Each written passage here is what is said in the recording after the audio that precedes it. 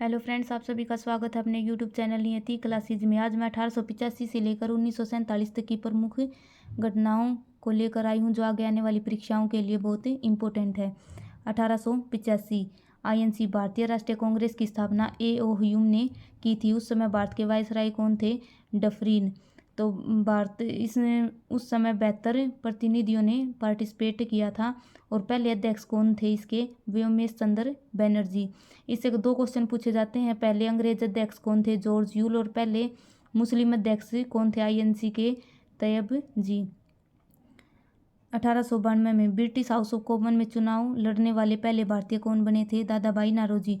1892 में दादा भाई नौरोजी फिन्सबरी से चुनाव लड़ा था और जीत गए थे। दादा भाई नौरोजी, जिसे grand old man of India कहा जाता है।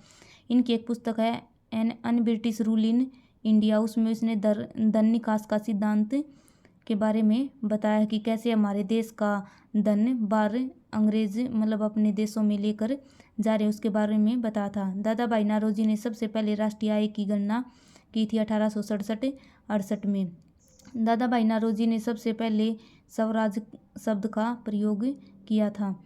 दादा भाई नौरोजी की एक निजी सेक्रेटरी है मैडम भिकाजी कामा, जिसने पुराने तिरंगा का डिजाइन तैयार किया था। और अंतर्राष्ट्रीय धरती पर तिरंगा फहराने वाले प्रथम कौन बनी थी? मैडम भिकाजी कामा। 1907 में जर्मनी के स्टुटगर्ट शहर में तिरंगा फहराया था।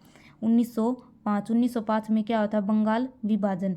उस समय वायसराय कौन थे? करजन। तो यहाँ से यही क्वेश्चन पूछा जाता है कि बंगाल विभाजन के समय भारत के वायसराय कौन थे? करजन। और ये कब हुआ था? 16 अक्टूबर 1905 को इसका विभाजन हुआ था। 1906 में आगा खां और सलीमुल्लाह खां ने मुस्लिम लीग की स्थापना की थी। और 1906 में ही दादा भाई नौरोजी ने आईएनसी की अध्यक्षता की और उसी में पहली बार स्वराज शब्द का प्रयोग किया था। 1907 सूरत अधिवेशन। रास बिहारी घोष ने सूरत अधिवेशन की अध्यक्षता की थी और उसमें कांग्रेस विभाजन हो गया था। तो यहाँ से क्वेश्चन पूछा जाता है कि कांग्रेस का विभाजन किस अधिवेशन में हुआ था? 1907 के सूरत अधिवेशन में कांग्रेस गर्म दल और नरम दल दो भागों में बट गया। 1909 मार्लेमिंटो सुधार अधिनियम। 1909 में मार्लेमिंटो सुधार अधिनियम आया था। इस अधिनियम में क्या कहा गया था कि सांप्रदायिक निर्वाचन प्रणाली, हिंदू हिंदू को वोट देगा और मुस्लिम मुस्लिम को वोट देगा। 1911 में दिल्ली दरबार सजाया गया था। जॉर्ज पंचम भारत आए थे और बंगाल विभाजन, इस दिल्ली दरबार में जॉर्ज पंचम ने बंगाल विभाजन को रद्द करने की घोषणा की थी और भारत की राजधानी को कोलकाता से दिल्ली स्थानांतरित किया था। और 1911 में रास बिहारी बोस ने हार्डिंग पर बम फेंका था। 1912 में जो भारत की राजधानी दिल्ली बनाएगी, घोषणा तो दिल्ली बनाने की 1911 में हुई थी, लेकिन 1912 में बनी थी। 1914 में प्रथम विश्व युद्ध प्रारंभ हुआ था। 1915 9 जनवरी 1915 को महात्मा गांधी भारत आए थे। जब प्रथम विश्व युद्ध शुरू हुआ तो उसमें कोई भी भारतीय शामिल नहीं हुआ। फिर उसमें महात्मा गांधी 1915 में जब भारत आए तो महात्मा गांधी ने भारतीयों को प्रथम विश्व युद्ध में शामिल होने के लिए कहा। इसलिए इसी खुशी में अंग्रेजों ने महात्मा गांधी को 1915 में केसर-ए-हिंद की उपाधि दी और महात्मा गांधी को सेना में भर्ती करने वाला सार्जेंट कहा। 1916 लखनऊ अधिवेशन। जो 1907 में कांग्रेस का विभाजन हुआ था, लखनऊ अधिवेशन मजूमदार जिसने उसकी अध्यक्षता की थी, कांग्रेस का एकीकरण किया। और 1916 में महात्मा गांधी ने साबरमती आश्रम की स्थापना की। 1917 में क्या हुआ था? चंपारण विद्रोह। गांधी का भारत में पहला विद्रोह कौन सा था? चंपारण विद्रोह। और 1916 में होम रूल लीग की भी स्थापना की थी। 1916 में एनी बेसेंट और बाल गंगाधर तिलक ने होम रूल लीग की स्थापना की थी। 1918 अहमदाबाद मिल स्ट्राइक। महात्मा गांधी पहली बार भूख हड़ताल पर बैठे थे 1918 अहमदाबाद मिल स्ट्राइक में।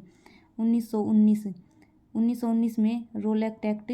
न अपील न दलील न वकील। रोलेक्ट एक्ट, कोई भी घर से बाहर निकलेगा उसे बिना किसी वजह से गिरफ्तार कर लिया जाएगा, ये रोलेक्ट एक्ट था। और 1919 में ही 13 अप्रैल 1919 को जलियांवाला बाग हत्याकांड हुआ। डॉक्टर सतपाल और सैफुद्दीन किचलू को मतलब उन दोनों को गिरफ्तार कर लिया था और उनकी सभा चल रही थी। उसमें जनरल डायर ने गोलियां चलाने का आदेश दे दिया था और इसी कारण 13 अप्रैल 1919 को जलियांवाला बाग हत्याकांड हुआ। और इस हत्याकांड के बाद महात्मा गांधी ने, जो अंग्रेजों ने 1915 में केसरी हिंद की उपाधि दी थी, वो अंग्रेजों को वापस कर दी। और रविंद्रनाथ टैगोर ने अपनी सर की उपाधि अंग्रेजों को वापस कर दी। अगर वीडियो अच्छी लगे तो वीडियो को लाइक, शेयर और चैनल को सब्सक्राइब जरूर करें। आगे है 1920। 1920 में असहयोग आंदोलन शुरू किया था महात्मा गांधी ने। 1922 असहयोग आंदोलन 5 फरवरी 1922 को चौराचारी घटना के कारण जो असहयोग आंदोलन शुरू हुआ था उसको महात्मा गांधी ने वापस ले लिया। 1923 में स्वराज पार्टी का गठन। चित्तरंजन दास और मोतीलाल नेहरू ने स्वराज पार्टी का गठन किया। 1924 आईएनसी की अध्यक्षता महात्मा गांधी ने। आईएनसी के जितने भी सेशन हुए हैं उनमें केवल एकमात्र अधिवेशन जिसकी अध्यक्षता महात्मा गांधी ने करी थी, बेलगांव सेशन, कर्नाटक, 1924 में। और 1924 में हिंदुस्तान रिपब्लिक एसोसिएशन की स्थापना की थी सचिंद्रनाथ सैनाल ने। 1925 में काकोरी ट्रेन डकैती हुई थी और उसमें राजेंद्र लहरी, उस्फाकुल्ला खां, राम प्रसाद बिस्मिल और सचिंद्रनाथ सैनाल, इनको फांसी दी गई थी और सचिंद्रनाथ सैनाल को आजीवन कारावास दिया था। और 1925 में ही भारत की पहली महिला जिसने आईएनसी की अध्यक्षता की थी, कौन थी? सरोजनी नायडू। 1917 में एनी बेसेंट ने आईएनसी की अध्यक्षता करने वाली पहली महिला थी। लेकिन अगर पहली भारतीय महिला पूछे तो 1925 में कानपुर अधिवेशन की सरोजनी नायडू ने की थी, जिसे भारत को किला कहा जाता है। 1927 में साइमन कमीशन का गठन हुआ था। 1928 3 फरवरी 1928 को साइमन कमीशन भारत आया था और भारत आने पर साइमन कमीशन का सभी भारतीयों ने विरोध किया था, क्योंकि इसमें सारे के सारे 7 मेंबर थे, सातों के सातों अंग्रेज थे। और इसी में अंग्रेज़ों ने लाठीचार्ज का ऑर्डर दिया था स्कॉट ने, और विरोध कर रहे थे उनमें एक लाला लाजपत राय भी शामिल थे। और लाला लाजपत राय पर इतनी लाठियां बरसाई गई कि 1928 में लाला लाजपत राय की मृत्यु हो गई और आगे चलकर इनकी मृत्यु का बदला भगत सिंह ने लिया था।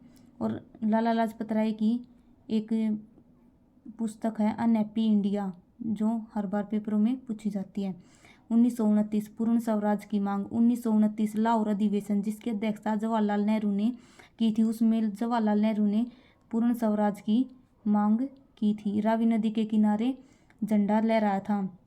26 जनवरी 1930 को जवाहरलाल नेहरू ने प्रथम स्वाधीनता दिवस मनाया था। इसीलिए आगे चल के हम 26 जनवरी को ही गणतंत्र दिवस मनाते हैं, क्योंकि सबसे पहले 26 जनवरी 1930 को स्वाधीनता दिवस मनाया था, इसलिए 26 जनवरी को गणतंत्र दिवस मनाते हैं। 12 मार्च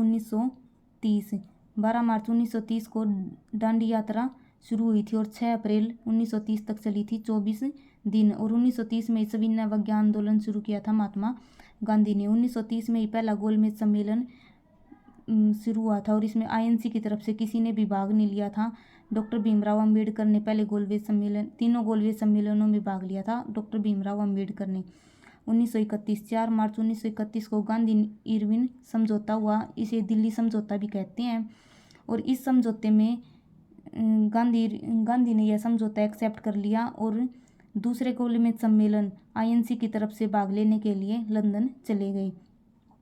और 1931 में ही कराची अधिवेशन हुआ था। उसमें कराची अधिवेशन की अध्यक्षता सरदार वल्लभ भाई पटेल ने की थी और उसी में मूल अधिकारों का प्रारूप तैयार किया गया था।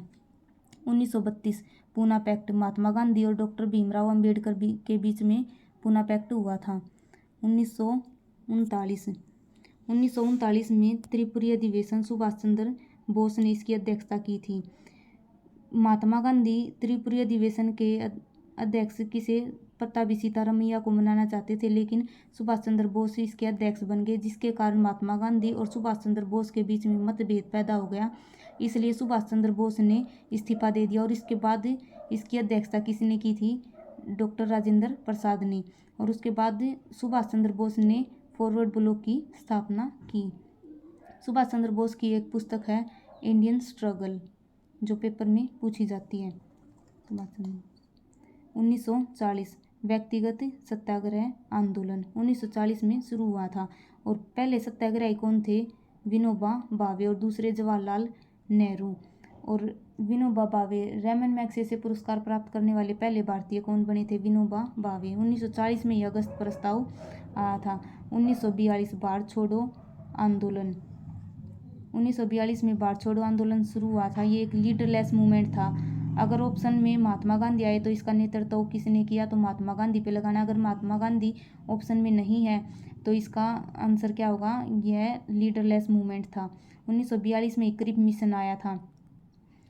इस क्रिप मिशन में क्या लिखा था कि हम भारतीयों का संविधान बना देंगे। लेकिन महात्मा गांधी ने अंग्रेजों ने कहा था कि 1939 में द्वितीय विश्व युद्ध शुरू हो चुका था, लेकिन उसमें किसी भी भारतीय ने भाग नहीं लिया।